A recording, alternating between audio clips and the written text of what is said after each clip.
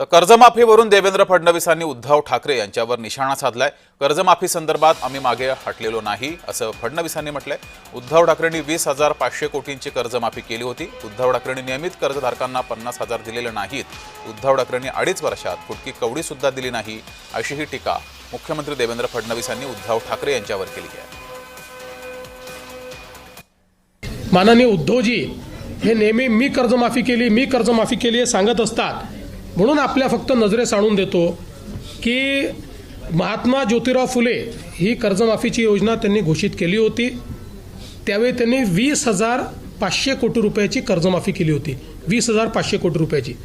त्याच्या 3 वर्ष आधी आमच्याही सरकारने, मी मुख्यमंत्री असताना आम्ही छत्रपती शिवाजी महाराज कर्जमाफी केली होती। त्याच्यामध्ये 18,762 कोटी आणि नंतर 1900 कोटी अशी 20,500 कोटी रुपयाची तेव्हाही कर्जमाफी केली होती। उद्धवजींनी काहीतरी वेगळं केलं असं नाही आहे, आधीच्या सरकारने केलं होतं उलट। उद्धवजींनी जे 50,000 रुपये नियमित कर्ज धारकांना द्यायचं कबूल केलं होतं, 2.5 वर्षात फुटकी कवडी दिली नाही। ती सगळी ज्यावेळेस शिंदेसाहेब मुख्यमंत्री झाले त्यावेळी आम्ही जवळपास 5,000 कोटी रुपये हे त्यावेळी दिले। तर उद्धव ठाकरेंनी नियमित कर्जधारकांना 50,000 दिलेले नाहीत, फुटकी कवडी सुद्धा दिली नाही असं मुख्यमंत्री देवेंद्र फडणवीस यांनी म्हटलं। उद्धव ठाकरे यांच्यावर टीका केली आहे।